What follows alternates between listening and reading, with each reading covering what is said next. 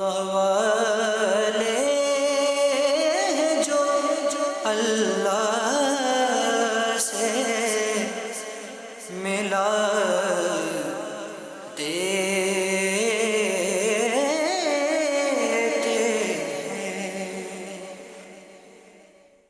الحمدللہ رب العالمین والصلاة والسلام علی سید المرسلین اما بعد فاعوذ باللہ من الشیطان الرجیم بسم اللہ الرحمن الرحیم الصلاة والسلام علیکہ یا رسول اللہ وعلی آلکہ واصحابکہ یا حبیب اللہ الصلاة والسلام علیکہ یا نبی اللہ وعلی آلکہ واصحابکہ یا نور اللہ۔ مدنی چینل کے ناظرین، پروگرام ہے اللہ کے محبوب بندے، اس میں آپ کو کہتے ہیں ہم خوش آمدید، مرحبا کہتے ہیں۔ اول تاخیر ہمارے ساتھ شامل رہیے۔ اولیاء کرام کے پیارے اوصاف کے حوالے سے انشاءاللہ آج کے اس پروگرام میں گفتگو ہوگی، اور جہاں اللہ کے پیارے بندوں کا ذکر ہوتا ہے تو اللہ کی رحمتیں وہاں نازل ہوتی ہیں۔ سبحان اللہ۔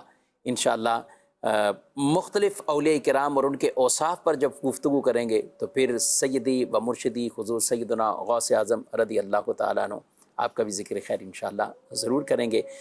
اور آج کے ہمارے مہمان ہیں اس پروگرام میں مفتی محمد حسان صاحب، ان کو بھی خوش آمدید کہتے ہیں۔ کیسے مزاج گرام؟ الحمدللہ ماشاءاللہ۔ ابتداءً درود پاک کی فضیلت ہمارے پیارے رسول صلی اللہ علیہ وآلہ وسلم نے ارشاد فرمایا، ان اول الناس بی یوم القیامہ اکثرہم علیہ الصلاۃ۔ فرمایا قیامت کے دن میرے سب سے زیادہ قریب وہ ہوگا جو مجھ پر کثرت سے درود پڑھتا ہوگا۔ صلو علی الحبیب صلی اللہ تعالی علی محمد صلی اللہ علیہ وآلہ وسلم، صلاۃ و سلام علیکہ یا سیدی یا رسول اللہ۔ حسان صاحب، گفتگو یہاں سے ہم شروع کریں گے کہ بطور خاص سے اگر بات کریں اولیاء کرام کہ جب بھی ہم سیرت پڑھتے ہیں نا تو ایک خاص ان کا وصف، بلکہ کہیں کہ ان کے گویا کہ عادت میں یہ شامل ہے کہ کسی بھی بزرگ کا اگر کوئی تاریخ پڑھیں، ڈیٹا پڑھیں، علم کے حوالے سے بطور خاص یہ بات ہوتی ہے کب پڑھا، کہاں گئے، کتنے ملکوں میں سفر کیے، کتنے ان کے اساتذہ ہیں، کتنے شاگرد ہیں، مشائخ کتنے ہیں۔ تو علم اور ولی یہ آپس میں کیا تعلق ہے؟ بسم اللہ الرحمن الرحیم۔ علم جو ہوتا ہے اس کے بغیر اللہ پاک کسی کو بھی اپنا ولی نہیں بناتا۔ علم لازمی طور پر عطا فرماتا ہے۔ یہ ارشاد فرمایا گیا کہ متخذ اللہ من ولی جاہلا، کہ اللہ پاک نے کبھی کسی جاہل کو اپنا ولی نہیں بنایا، یعنی کوئی عالم نہ ہو، علم والا نہ ہو، اللہ پاک اس کو کبھی بھی اپنا ولی نہیں بناتا۔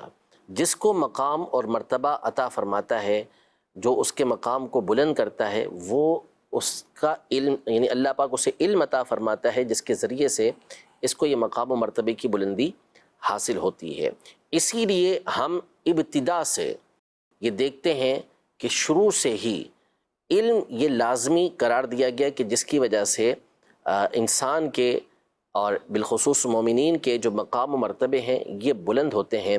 حضرت سیدنا آدم علی نبینا و علیہ السلام، جن کا مقام و مرتبہ یقیناً جتنا بلند ہے، ہر ایک جانتا ہے کہ اللہ کے نبی ہیں، فرشتوں سے بلند مرتبہ رکھتے ہیں۔ اللہ پاک نے جو ان کو فرشتوں کا مسجود الیہ بنایا کہ ان کی طرف سجدہ کیا گیا، تو کیوں کیا گیا ان کو سجدہ؟ پہلے اللہ پاک نے حضرت آدم علیہ السلام کو علم عطا فرمایا کہ فرشتوں سے یہ کہا کہ پہلے آدم علیہ السلام کو ہر چیز کے نام سکھا دی، وَعَلَّمَ آدَمَ الْأَسْمَاءَ كُلَّهَا، کہ سب نام سکھا دیے۔ پھر اس کے بعد فرمایا ثُمَّ عَرَضَهُمْ عَلَى الْمَلَائِكَةِ، کہ انہوں نے ملائکہ کے سامنے یہ پیش کیے، فَقَالَ أَنْبِئُونِي بِأَسْمَاءِ هَؤُلَاءِ إِن كُنتُمْ صَادِقِينَ، کہ تم جو ہے وہ ان چیزوں کے نام بتاؤ اگر تم سچے ہو تو خبر دو مجھے اس کے بارے میں۔ تو انہوں نے عرض کر دی کہ قَالُوا سُبْحَانَكَ لَا عِلْمَ لَنَا إِلَّا مَا عَلَّمْتَنَا، کہ اے اللہ تجھے پاکی ہے، ہمیں تو اتنا ہی علم ہے جتنا تو نے ہمیں عطا کیا ہے۔ پھر حضرت آدم علی نبینا و علیہ السلام کو حکم ہوا کہ اے آدم ان کو بتاؤ ان چیزوں کے نام جو ہم نے تمہیں سکھائے ہیں۔ آدم علیہ السلام نے ان کو بتایا۔ اللہ پاک نے پہلے ارشاد فرمایا کہ جو میں جانتا ہوں وہ تم لوگ نہیں جانتے، میں ہر چھپی ہوئی بات کو، ہر ظاہر بات کو جانتا ہوں، جو تم ظاہر کرتے ہو تو چھپاتے ہو۔ اس کے بعد اللہ پاک نے فرشتوں کو اس بات کا حکم دیا کہ وہ آدم علیہ السلام کو سجدہ کریں۔ تو فرشتوں نے پھر حضرت سیدنا آدم علی نبینا و علیہ السلام کو سجدہ کیا۔ تو علم کی جو نعمت تھی، علم کی جو دولت تھی، وہ عطا فرما کر فرشتوں کو اس بات کا حکم ہوا کہ وہ آدم علیہ السلام کو سجدہ کریں، تو اس بات میں اشارہ تھا کہ ان کو جو فوقیت حاصل ہوئی اس میں نمایاں وصف، نمایاں خوبی علم کی تھی۔ سبحان اللہ۔ اور یہ جو حدیث پاک ہے کہ نبی پاک صلی اللہ علیہ وسلم نے ارشاد فرمایا کہ ان الملائکۃ لتدع اجنحتها رضا لطالب العلم، کہ جو اللہ کے فرشتے ہیں یہ اپنے پروں کو طالب علم کے لیے بچھا دیتے ہیں، اس کی رضا حاصل کرنے کے لیے بچھا دیتے ہیں۔ تو علماء نے یہ ارشاد فرمایا کہ اس میں وجہ ایک یہ بھی ہے کہ آدم علیہ السلام کو ان کے علم دینے کے بعد اللہ کے حکم پہ فرشتوں نے سجدہ کیا، تو علم کی اہمیت کو فرشتوں کے نفوس کے اندر رکھ دیا گیا، ان کے اندر رکھ دیا گیا، لہذا اب بھی جو علم والا ہوتا ہے فرشتے اس کی تعظیم کرتے ہیں۔ یعنی علم دین جو حاصل کرتا ہے، اللہ کی رضا والا علم حاصل کرتا ہے، علم نافع جسے کہتے ہیں، علم دین جسے کہتے ہیں، وہ جب حاصل کرتا ہے تو فرشتے اس سے راضی ہوتے ہیں۔ تو علم ایسی چیز ہے کہ جس کا حاصل کرنا یہ اللہ کی بارگاہ میں مقام و مرتبہ پانے کے لیے ضروری ہے۔ اس لیے آپ کو جتنے بھی اولیاء کرام علیہم الرضوان ملیں گے، ان کا طریقہ کار یہی رہا کہ وہ علم حاصل کرتے اور اس کے اوپر عمل کیا کرتے تھے، باقاعدہ علم حاصل کرتے، باقاعدہ جا کے پڑھا کرتے تھے۔ اور بعض ایسے تھے کہ جب وہ عبادت کرتے رہے تو اللہ جل شانہ نے اپنی طرف سے ان کو علم عطا فرمایا، بغیر علم کے ان کو بھی نہیں چھوڑا۔ لیکن عمومی طور پر جتنے بھی آپ دیکھیں گے، حتیٰ کہ سیدنا غوث پاک رحمۃ اللہ تعالی علیہ کی ذات گرامی کو بھی، تو آپ کو ان کی زندگی کا نمایاں وصف، نمایاں خوبی یہی نظر آئے گی کہ انہوں نے باقاعدہ علم حاصل کیا۔ سبحان اللہ، باقاعدہ علم حاصل کیا اور برسوں کیا، بالکل برسوں کیا۔ یعنی آپ کی جو عمر تھی وہ تو پہلے تو بڑے بچپن میں ہی آپ گئے تھے، جو ابھی علم کی طرف آپ گئے۔ بالکل، یعنی غوث پاک رحمۃ اللہ تعالی علیہ تو ابتدا میں آپ نے باقاعدہ مدرسے کے اندر جا کے اپنے جیلان شہر کے اندر ہی آپ نے علم حاصل کیا۔ پھر 18 سال کی عمر میں آپ نے بغداد معلیٰ کا سفر کیا، اور اللہ پاک نے آپ کو 91 ایئرس کی عمر عطا فرمائی، 91 سال کی آپ کی عمر ہوئی۔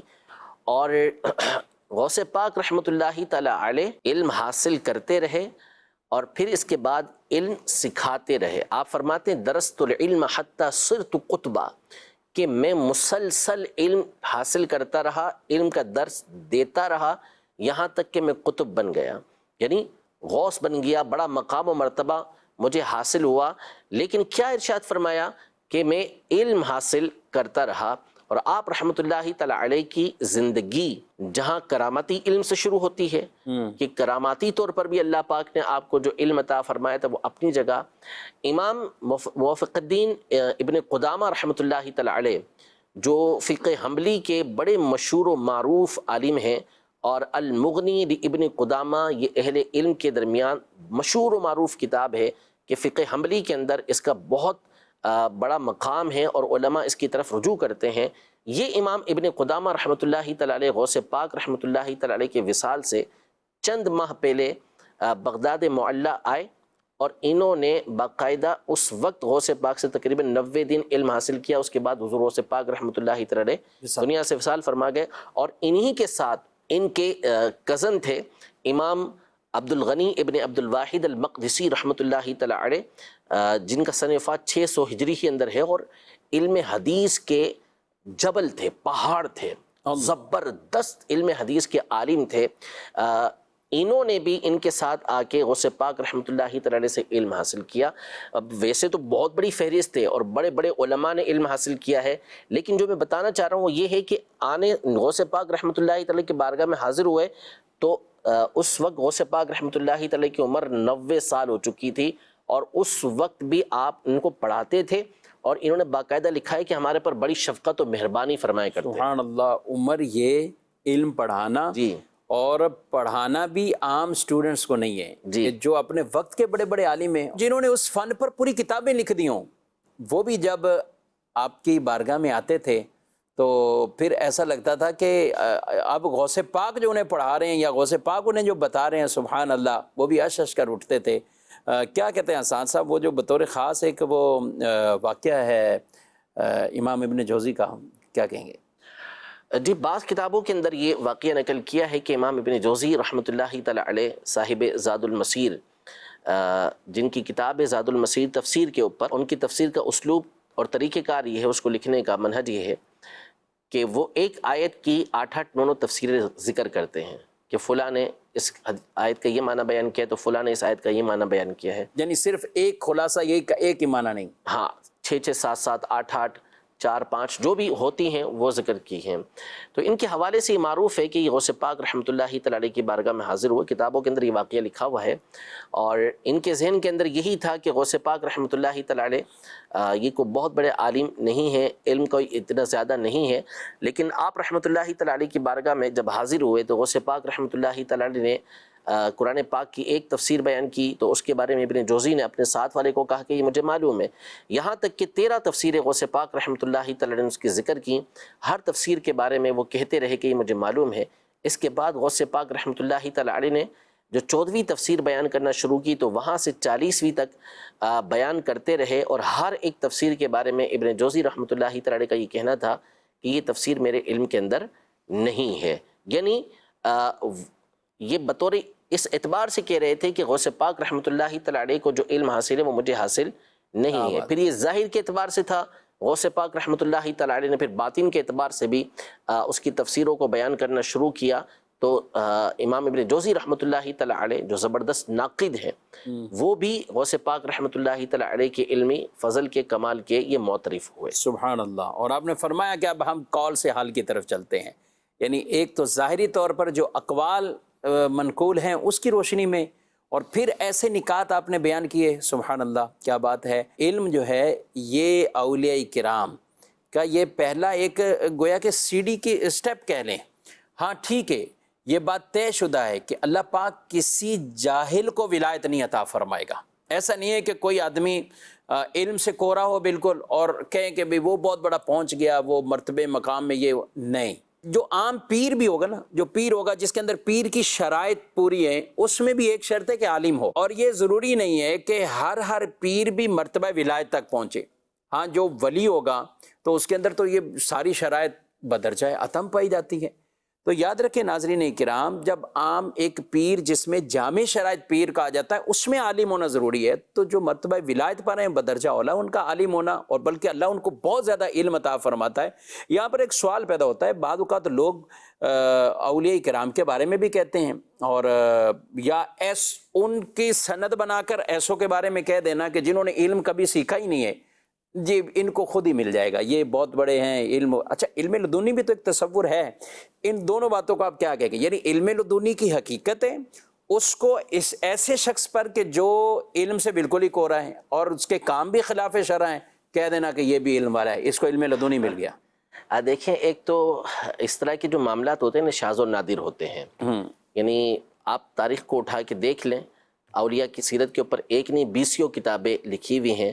تو جب آپ ان کو پڑھیں گے تو آپ کو تمام کا یہی ملے گا کہ انہوں نے فلاں سے علم حاصل کیا، فلاں سے علم حاصل کیا، فلاں سے علم حاصل کیا، فلاں نے ان سے علم حاصل کیا. تو پھر کیا ضرورت تھی؟ وہ سارے کے سارے یقیناً ایسے لوگوں سے بڑے مقام و مرتبے والے ہیں، تو انہوں نے کیوں علم لدنی حاصل نہیں کر لیا اور وہ صرف عبادت کرتے؟ لیکن انہوں نے پہلے علم حاصل کیا اور علم کے دوران جو فرائض و واجبات تھے اس پر عمل کرتے رہے، اور اس کے بعد پھر وہ مزید جو ہے وہ عبادت کی طرف راغب ہوئے. تو مسئلہ یہ ہے کہ جو علم ہے اس کے بارے میں حدیث پاک بیان کی کہ بغیر علم کے عبادت کرنے والا شخص ایسا ہے جیسا کہ جو چکی ہوتی ہے اس کے گرد جو چکر لگانے والا جانور ہوتا ہے تو اس کے آگے کوئی چیز باندھ دی جاتی ہے تو چکی کے گرد گھومنے والے گدھے کی طرح ہے وہ. اس کو خود تو کوئی فائدہ حاصل ہو ہی نہیں رہا اس سے. بیل گھومے، گدھا گھومے، بیل کیا فائدہ ہو رہا ہے؟ ان کی بھی آنکھوں کے آگے وہ پٹی لگا دیتے ہیں اور یہ چلتے چلتے سمجھتے پتہ نہیں بہت کہاں پہنچ گئے. تو یہ انہی کی طرح ہوتے ہیں کہ وہ سمجھتے ہیں کہ ہم کہاں سے کہاں پہنچ چکے. تو یہ فرمایا اس کی طرح ہے. علم کے بارے میں ارشاد فرمایا کہ علم یہ متبوع ہے، عبادت اس کے تابع ہے. یعنی جب تک آپ کو علم نہیں ہوگا آپ عبادت کیسے کریں گے؟ اب اگر کوئی شخص کہے کہ جی میں جو ہے فجر کی نماز جو ہے چونکہ جلدی میں وقت شروع ہونے سے پہلے پڑھ لوں گا تو رات کو آدھی رات کو اٹھوں گا اور جو ہے وہ تہجد کے وقت میں اٹھوں گا، اس وقت فجر پڑھوں گا، تو یہ مشکل کام ہوگا. برخلاف اس کے کہ میں روشنی کے اندر پڑھوں، تو وہ یہ سمجھ کے اپنے بارے میں خیال کر کے پڑھنا شروع کر دے تو پھر اس کی نماز ہوگی نہیں وقت سے اس پہلے، لیے کہ اس کو معلوم ہی نہیں ہے، اور وہ اپنے تئیں یہ سمجھ رہا ہے کہ میں نے بہت بڑا کارنامہ سر انجام دیا کہ تہجد کے وقت میں نے فجر کی نماز ادا کی، تہجد کے وقت سے فجر پڑھی، فجر کی نماز پڑھ لی یعنی ہے میں نے۔ جہالت اور جہل ہونا۔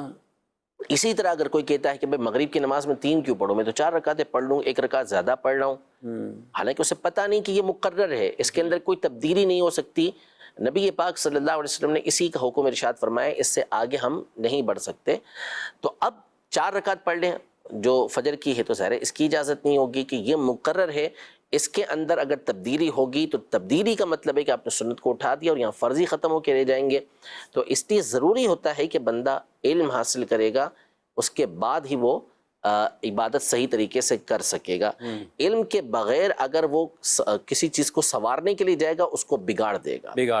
اور جیسے یہ لوگ ہیں، اب علم لدنی، علم کا تو مطلب ہی یہ ہوتا ہے، علم نافع کہتے ہی اس کو ہیں کہ جو بندے کو نیک اعمال کی طرف لے کے جاتا ہے۔ حدیث پاک نبی پاک صلی اللہ علیہ وسلم ارشاد فرماتے ہیں کہ من سلک طریقا یلتمس فیہ علما سہل اللہ لہ طریقا الی الجنہ، کہ جو بندہ کسی ایسی راہ پر چلتا ہے کہ جس میں وہ علم حاصل کرتا ہے تو اللہ پاک اس کے لیے جنت کے راستے کو آسان کر دیتا ہے۔ مطلب یہ کہ اللہ جل شانہ اس کو ایسے اعمال کی توفیق دیتا ہے کہ جس پر عمل کر کے وہ جنت کے اندر داخل ہو جاتا ہے۔ تو اب اس کے علم نے تو اس کو بجائے عمل کے دور کر دیا، تو اس کا مطلب یہ ہوا کہ یہ علم لدنی یعنی علم الہی اللہ پاک کی طرف سے علم نہ ہوا، بلکہ یہ شیطان کی طرف سے علم حاصل ہو رہا ہے۔ تو اس کو نافرمانی، پھر اس کے بعد ہم اکابر اولیاء کو دیکھیں، بڑے بڑے اولیاء کو دیکھیں۔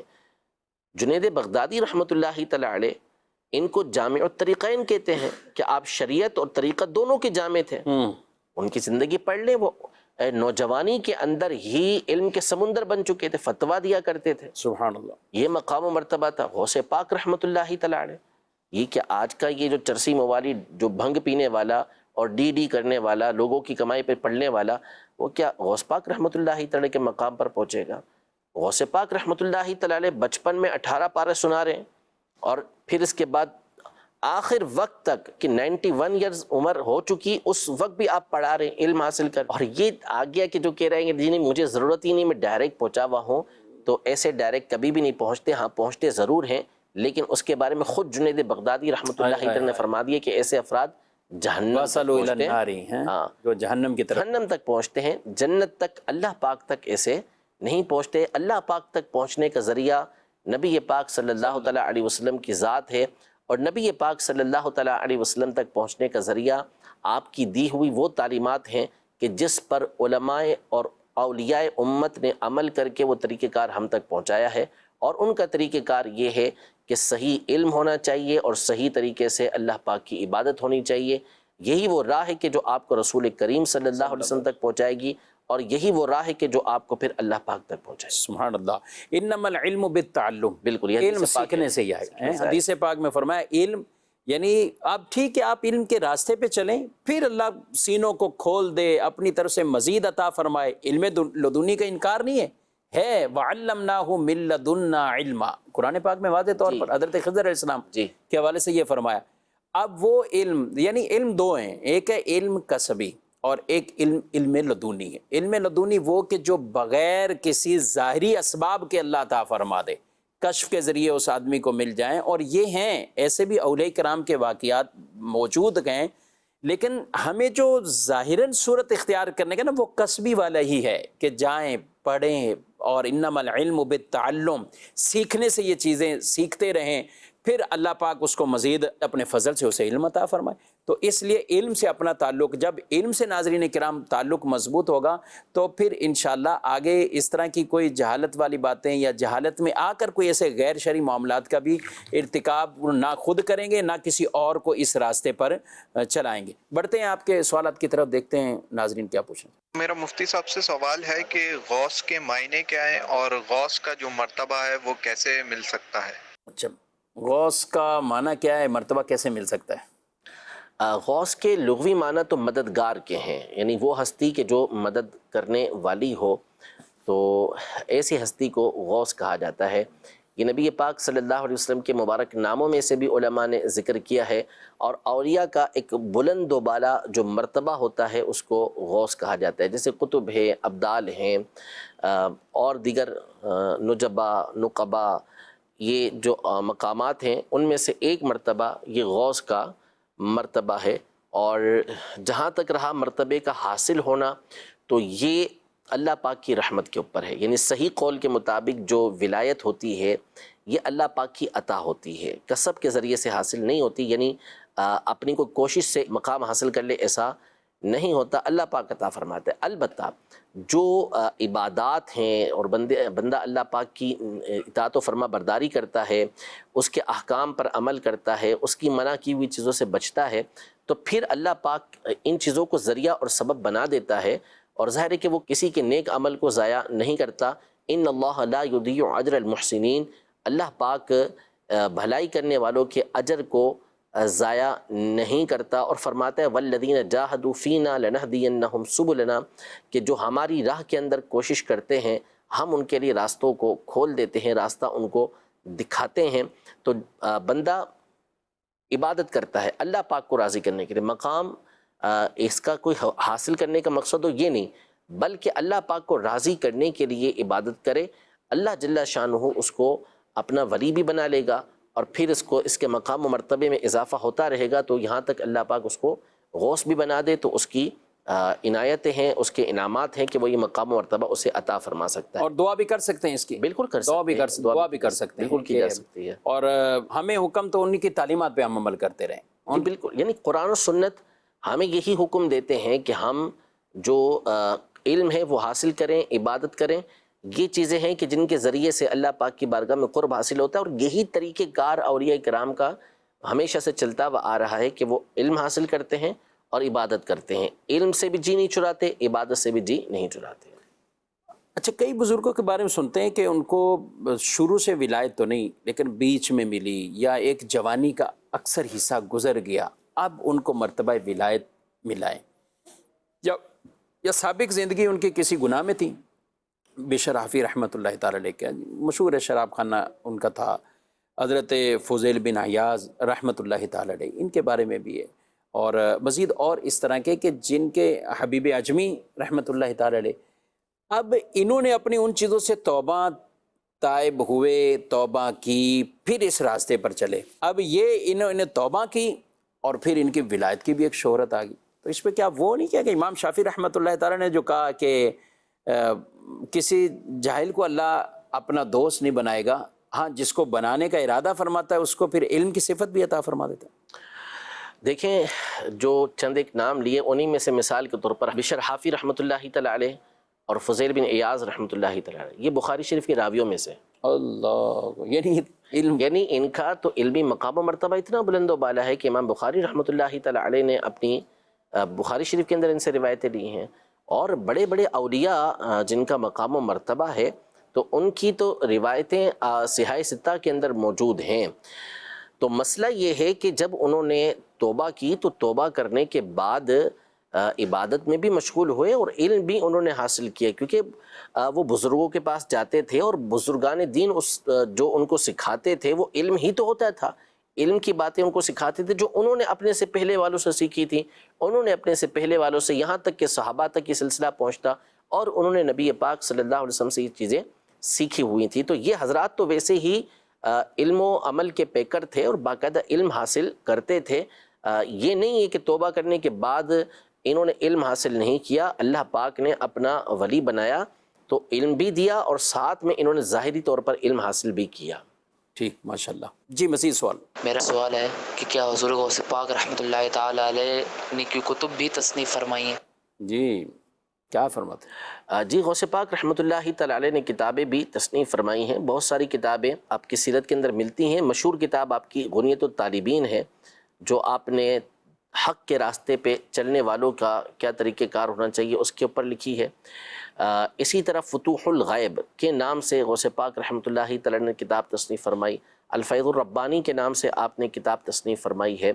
تو آپ رحمۃ اللہ تعالی علیہ کی سیرت کے اندر یہ کتابوں کا لکھنا بھی پایا جاتا ہے اور آپ نے کتابیں بھی تصنیف فرمائی ہیں۔ مزید سوال؟ مفتی صاحب سے میرا سوال یہ ہے کہ کیا غوث پاک رحمت اللہ علیہ پہلے حنفی تھے؟ یہ بڑی بات مشہور ہے غوث پاک کے حوالے تھے کہ وہ پہلے حنفی تھے اور پھر دیکھا کہ حنبلی مذہب کمزور ہو رہا ہے تو اس میں یہ کنورٹ ہو گئے. ایسا نہیں ہے. غوث پاک رحمۃ اللہ تعالیٰ علیہ شروع سے امام احمد بن حنبل رحمۃ اللہ تعالیٰ علیہ کے مقلد تھے اور آپ حنبلی ہی تھے. اور آپ رحمۃ اللہ تعالیٰ علیہ کو اللہ پاک نے جو علوم عطا کیے تھے تو چاروں مذہب کے اندر، حنفی مذہب کے اندر بھی، مالکی مذہب کے اندر بھی، شافعی مذہب میں بھی، حنبلی مذہب میں بھی آپ کو فتویٰ دینے کی قدرت حاصل تھی. یعنی اگر آپ فقہ حنفی والوں کو مسئلہ بیان کرنا چاہیں تو ان کو بیان کرتے تھے. تو یہ آپ کو مقام و مرتبہ ضرور حاصل تھا، لیکن آپ مقلد امام احمد بن حنبل رحمۃ اللہ تعالیٰ علیہ کے تھے. یعنی امام احمد بن حنبل رحمۃ اللہ تعالیٰ علیہ نے قرآن و سنت کی روشنی میں جو مسائل شرعیہ اور جو اصول و ضوابط بیان کیے، غوث پاک رحمۃ اللہ تعالیٰ علیہ اس طریقہ کار کو فالو کرنے والے تھے. جیسے بڑے بڑے اور دیگر اولیاء کرام ہیں تو انہوں نے امام اعظم ابو حنیفہ رحمۃ اللہ تعالیٰ علیہ کے طریقہ کار کو اختیار کیا. فضیل بن ایاز رحمۃ اللہ تعالیٰ علیہ جن کا ابھی آپ نے نام لیا، اسی طرح داتا صاحب رحمۃ اللہ تعالیٰ علیہ کی ہستی ہے. اور یعنی ایک فہرست ہے پوری اولیاء کرام کی کہ جو امام اعظم ابو حنیفہ رحمۃ اللہ تعالیٰ کی پیروی کرنے والے تھے. ایک فہرست ہے کہ جو امام مالک رحمۃ اللہ تعالیٰ کی پیروی کرنے والے، تقلید کرنے والے. ایک فہرست ہے کہ جو امام شافعی رحمۃ اللہ تعالیٰ کی تقلید کرنے والے تھے. ایک فہرست ہے کہ جو امام احمد بن حنبل رحمۃ اللہ تعالیٰ کی پیروی کرنے والے تھے. اور صرف اولیاء میں نہیں، یہ مفسرین میں بھی، یہ محدثین میں بھی، یہ متکلمین میں بھی، جس فن کے اندر آپ چلے جائیں ساری دنیا کے اکابر علماء آپ کو ان چاروں میں سے کسی نہ کسی ایک کی پیروی کرتے ہوئے ملیں گے. لیکن کیا اصل یہ ہے کہ یہ چاروں حضرات جو ہیں یہ ان کے قرآن و سنت کے مطابق نکالے ہوئے اصول تھے، ضابطے تھے کہ ان کے مطابق یہ طریقہ کار جو ہے نبی پاک صلی اللہ علیہ وسلم کا آخری یا زیادہ راجع یہ بات ہے. اس کو جس عالم نے زیادہ بہتر سمجھا اس کے مطابق ان کی پیروی کی. ہم لوگ امام اعظم ابو حنیفہ رحمۃ اللہ تعالیٰ علیہ کی فقہی مسائل کے اندر تقلید کرنے والے ہیں. ہمارے یہاں پر یہی رائج ہے. تو ہم حنفی ہیں، جبکہ غوث پاک رحمۃ اللہ تعالیٰ علیہ حنبلی تھے. مقلد ہم بھی ہیں، تقلید غوث پاک رحمۃ اللہ تعالیٰ علیہ بھی کیا کرتے تھے. ہم چونکہ تقلید امام اعظم ابو حنیفہ رحمۃ اللہ تعالیٰ علیہ کی کرتے ہیں تو جو انہوں نے قرآن و سنت کی روشنی کے اندر مسائل بیان کیے ہم ان کو فالو کرتے ہیں. اور غوث پاک رحمۃ اللہ تعالیٰ علیہ یہ امام احمد بن حنبل کی تقلید کرتے تھے تو جو انہوں نے قرآن و سنت کی روشنی میں مسائل بیان کیے غوث پاک ان کو فالو کیا کرتے تھے. سبحان اللہ. تو یہ حنفی وہ ایسے پیر کے مرید بنے جو حنبلی ہوں، اس میں کوئی مسئلہ کوئی مسئلہ نہیں. دیکھیں طریقت کی راہ ہے تو بہت سارے جو حنفی ہوں گے وہ حنبلی یعنی غوث پاک رحمۃ اللہ تعالیٰ کے مرید ہوں گے. بہت سارے ایسے حنبلی ہوں کہ جو ان پیروں کے مرید بنے ہوں کہ جو امام اعظم ابو حنیفہ رحمۃ اللہ تعالیٰ کی تقلید کرنے والے. بھائی حنبلی حنفی جو بھی اوپر ہیں یہ سب عقائد میں تو ایک ہی عقائد کا کوئی فرق نہیں ہے. باقی یہ تو فروعی مسائل ہیں مسائل کے اندر کہ جن کے اندر ہر ایک امام نے اپنی تحقیق کی اور ساری امت نے ان چاروں اماموں کو قبول کیا اور ان میں سے کسی نہ کسی ایک کو فالو کرنا یہ ضروری ہے. اور دین ہوتا ہی اسی طرح ہے کہ اپنے سے پہلے والوں پر آپ جائیں گے تو دین کے مسائل یہ ہمیشہ بزرگوں کے ذریعے نبی پاک صلی اللہ علیہ وسلم تک پہنچا جاتا ہے. اور مومنوں کا یہی طریقہ رہا ہے، مسلمانوں کا یہی طریقہ رہا ہے. یہ بات بالکل یہ قابل توجہ ہے ہی نہیں ہے کہ جو آدمی یہ کہے کہ آپ کی نماز اس امام کی نماز کی طرح نماز کیوں نہیں ہے. بھائی وہ اس فقہ کو فالو کرتے ہیں تو وہ اس کے مطابق نماز پڑھتے ہیں. تو فروعات کے اندر یہ جو اختلاف ہے یا نماز کے طریقے میں بھی ہو سکتا ہے. ٹھیک ہے آپ کہیں کہ بھئی امام شافعی رحمۃ اللہ تعالیٰ علیہ نماز میں یہ کرتے ہیں اور حنفی اس طرح نہیں کرتے. اچھا حنبلی کا کچھ اور طریقہ کار، یعنی کچھ نہ کچھ مسائل کے اندر ہر ایک کے پاس دلائل ہے اور وہ تقلید کی روشنی میں کر رہے ہیں. ٹھیک ہے کوئی کسی طرح امام بخاری کے استاد مکی بن ابراہیم رحمۃ اللہ تعالیٰ علیہ بخاری شریف کے اندر جو سب سے اعلیٰ سندیں کہلاتی ہیں وہ ثلاثیات کہلاتی ہیں، یعنی جس میں نبی پاک صلی اللہ علیہ وسلم اور امام بخاری کے درمیان صرف 3 واسطے ہیں. تو ایسی 22 حدیثیں ہیں. 22 میں سے 11 یہ مکی بن ابراہیم رحمۃ اللہ تعالیٰ علیہ جو امام بخاری کے استاد ہیں ان سے امام بخاری روایت کرتے ہیں، اور وہ حنفی بزرگ ہیں۔ سبحان اللہ، سبحان اس طرح اور آپ کو بکثرت ایسے بخاری مسلم کے اندر صحیح ستہ کے اندر راوی ملیں گے کہ جو امام اعظم ابو حنیفہ رحمۃ اللہ تعالیٰ کی تقلید کرتے تھے اور ان کے طریقہ کار کے مطابق عمل کیا کرتے تھے۔ یہ ناظرین اکرام، یہ اولیاء اکرام کے بارے میں بطور خاص اس لیے ذکر کیا جاتا ہے، ایسا نہیں ہے کہ اولیاء اکرام جہاں ذکر ہے تو وہاں پھر علم بالکل مائنس ہے، علم وہاں کچھ نہیں ہے، ایسا نہیں ہے۔ اگر ہم درست تعلیمات حاصل کریں گے تو پھر کبھی بھی ان اولیاء کے بارے میں کوئی نیگیٹو بات نہیں سوچیں گے، ان کے مزارات کے بارے میں کوئی بات نہیں سوچیں گے۔ آج تو لوگ پتہ نہیں کیا چھوٹی چھوٹی باتوں پر آ کر معاذ اللہ شرک کہہ دینا، اس کو بھی شرک سے تعبیر کر دینا، اس کو شرک، ان کے نام کا بکرا کاٹیں تو بھی شرک، ان کے نام کی کوئی فاتحہ کریں تو بھی شرک، پتہ نہیں کیا کیا کہہ دیتے ہیں۔ تو یہ بالکل غلط ہے اور اسلام کی غلط تشریح کرنے والے ہیں۔ بلکہ میں چاہوں گا ایک ہمارا ایک گلدستہ ہے اس پر، اور وہ آپ یہ گلدستہ ملاحظہ کیجئے اور یہ گفتگو سنیے تو انشاءاللہ اگر ذہن کے اندر کوئی ایسے وسوسے بھی ہوئے تو وسوسے بھی دور ہو جائیں گے۔ جس طرح سے اب جانور کی قربانی ہے، اور قرآن پاک میں تو آتا ہے کہ جس پر اللہ کا نام نہ لیا گیا ہو اسے نہ کھانا، اوپنلی کہا گیا۔ یہاں بھی جس طرح کھلانے سے پہلے تو آپ جانور ذبح کر رہے ہیں نا، اور پھر وہ بھی اللہ کا نام پہ ذبح کبھی کرتے ہیں، لیکن بعض اوقات جب یہ بزرگان دین کے نام پر بکرا دیا جاتا ہے اور بکرے کا کہا جاتا ہے کہ یہ داتا صاحب کے نام کا بکرا ہے، یہ غوث پاک کے نام کا بکرا ہے، تو اس چیز کو کیسے آپ ایکسپلین کریں؟ دیکھیں قرآن پاک میں یہ بیان ضرور کیا گیا ہے کہ جس پر اللہ کا نام نہ لیا گیا ہو، اللہ کے علاوہ کسی کا نام لیا گیا ہو۔ اصل میں یہ والا جو سوال ہے بعض اوقات اس کو اس طرح پیش کر دیا جاتا ہے کہ جیسے کسی بزرگ کی طرف جانور کی نسبت کی تو وہ شرک میں پڑ گیا۔ شرک کہتے یہ ہیں اللہ کی ذات و صفات میں اللہ جیسا کسی اور کو جاننا، یہ شرک ہے۔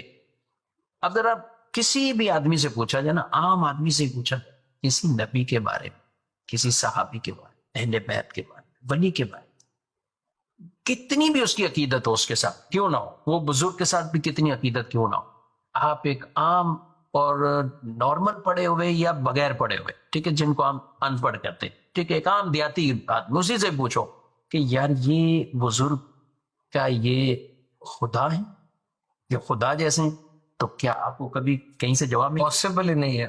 کہیں وہ کسی کا فصل بھی کاٹ رہا ہوگا اور وہ صحیح طرح اردو بھی نہیں بول سکے گا، یہ نہیں کہے گا، یہ نہیں کہے گا۔ تو اس کا مطلب مسلمانوں کا یہ بزرگوں کے حوالے سے، نبیوں کے حوالے سے بالکل عقیدہ ہے، یہ مائنڈ سیٹ نہیں ہے ان کا، یہ ہے بالکل صحیح بات۔ وہ جانتے ہیں کہ اللہ رب العالمین کسی کا محتاج نہیں، رب تبارک و تعالی بے نیاز ہے اور وہ کسی کا محتاج نہیں، ساری کائنات اللہ کی محتاج۔ اور اللہ کا جو اسم ہے یہ کسی اور پہ فٹ نہیں ہوتا، وہ اس کا یہ عقیدہ ہے، بالکل ایسے۔ تو رب تبارک و تعالی کی ذات اور صفات میں کسی اور کو اللہ جیسا جاننا تو یہ تو واضح طور پر شرک ہے۔ لیکن میں یہ بات عرض کرنا چاہ رہا ہوں کہ یہ کسی مسلمان کا عقیدہ ہی نہیں، سب سمجھتے ہیں اللہ کے پیغمبر، اللہ کے نبی جو دنیا میں آئے وہ اللہ کے خاص بندے ہیں، اللہ کے رسول ہیں، نبی ہیں، اللہ نے انہیں بڑے شرف عطا فرمائے، یعنی ہے بندے، ہے اللہ کے بندے۔ اللہ نے کسی بھی عورت کو نبی نہیں بنایا، نبی سارے مرد تھے، انسان تھے، بشر تھے، مرد تھے، انسان تھے، بشر تھے۔ لیکن بشر پھر وہ میرے اور آپ جیسے ہم کہیں کہ مرتبے مقام میں بھی یہی تھے، ہرگز نہیں۔ تو اس لیے جو اللہ نے ان کی فضیلتوں کو رکھا، رب تبارک و تعالیٰ نے انہیں بشر بھی فرما دیا، انسان بھی فرما دیا، انہیں اپنا خاص بندہ بھی فرما دیا، یہ قرآن میں سارے اطلاقات موجود ہیں، لیکن ان کی شانوں کو بھی بیان فرما دیا۔ حبیب صلی اللہ علیہ وسلم کے بارے میں جگہ بجگہ اللہ رب العالمین نے مختلف شانوں کو بیان فرما دیا، ورفعنا لک ذکرک فرما کر تو خود ہی یہ بشارت دے دی کہ آپ کے ذکر کو بلندی ہم کرنے والے، آپ کا ذکر یہ بلندی رہے۔ تو یہ شانیں بھی ماننی چاہیے، لیکن ایک انبیاء کے حوالے سے جو ہمارا عقیدہ اور تصور، انسان تھے، مرد تھے، کسی بھی عورت کو نبوت نہیں ملی، نبوت اللہ کا فضل اور اللہ کی خاص رحمت جس پر تھی اللہ نے عطا فرمائی۔ یہ ایسی کوئی چیز نہیں تھی کہ جو عمل کے ذریعے ہو، یہ عطائی تھی، یہ رب تبارک و تعالیٰ نے عطا کی۔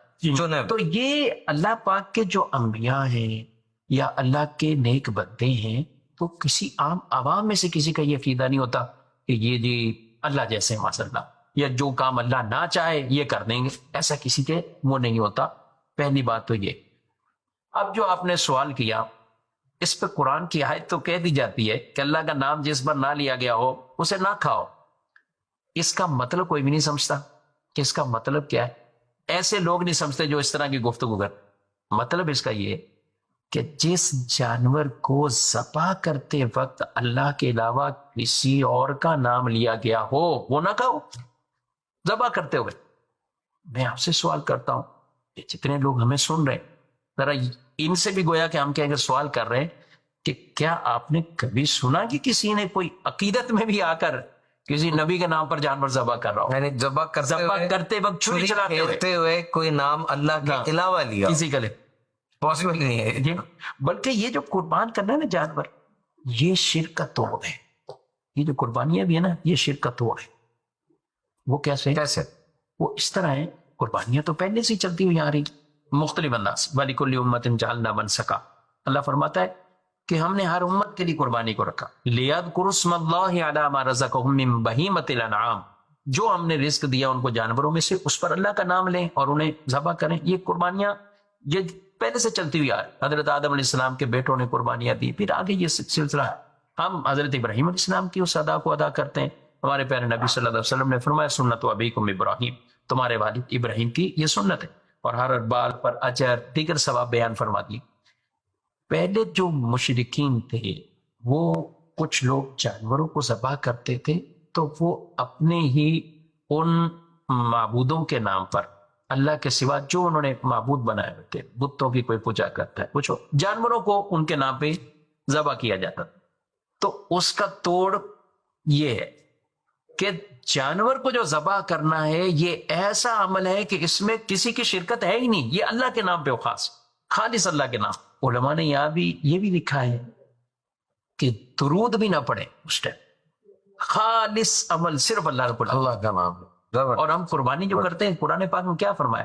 قل ان صلاتی و نسکی و محیای و مماتی للہ رب العالمین لا شریک لہ. یعنی اے محبوب آپ فرماؤ میری نماز، میری قربانی، میری زندگی، میرا مرنا، یہ تمام اللہ رب العالمین جس کا کوئی شریک ہے، جس کا کوئی شریک. یہ قربانی کے بغیر ہم دعا بھی پڑھتے ہیں. یہ دعا بھی ہے کہ جب ذبح کرتے ہیں تو اس وقت دعا بھی پڑھنی چاہیے. تو یہ یعنی یہ پورا وہ شرک کا ایک طرح کا توڑ ہے. اور اس میں عقیدہ توحید کا درس ہے. جس طرح یہ جانور بغیر کسی شراکت میں کسی اور کا نام نہیں، اللہ کے نام پر ذبح ہو رہا، تو یہ ایک مسلمانوں کے لیے توحید کا بھی اس میں درس بھی ہے. اب جو مختلف طرح کی ایسی نسبت کر دی جاتی ہے نا کہ یہ غوث پاک کا ہے، یہ فلاں کا ہے، یہ فلاں کا ہے.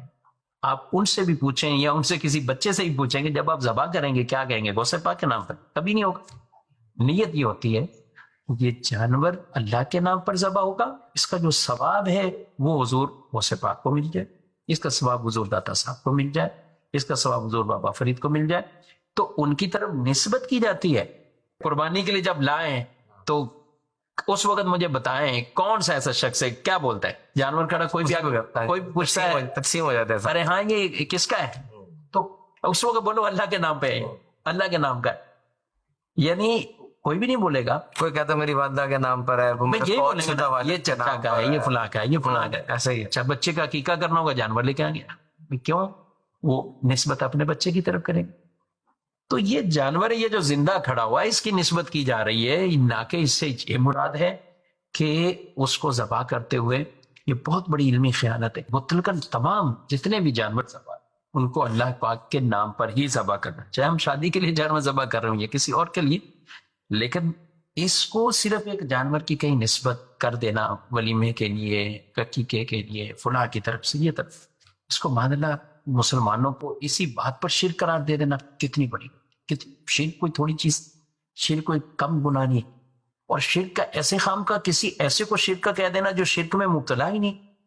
لیکن شرک ہم پھر بھی عرض کریں شرک بہت بڑا گناہ ہے، اتنا بڑا گناہ ہے کہ شرک یہ اللہ معاف نہیں کرے گا. جس نے اللہ کے ساتھ کسی اور کو اللہ جیسا جانا مانا، شرک اللہ معاف نہیں فرمائے. یعنی یہ گناہ ہی ایسا ہے. قرآن پاک میں اللہ نے واضح فرمایا ان اللہ لا یغفر ان یشرک بہ ویغفر ما دون ذلک لمن یشاء. اللہ شرک معاف نہیں کرے گا، شرک کے علاوہ جو چاہے گا معاف فرما دے. کوئی کبیرہ گناہ بھی ہوئے رب تعالیٰ جسے چاہے معاف فرما دے. لیکن شرک ایسا گناہ ہے یہ معاف نہیں فرمائے گا. جس کا دنیا سے جانا شرک پر ہوا، کفر پر ہوا، یہ اس کی چیزیں معاف نہیں.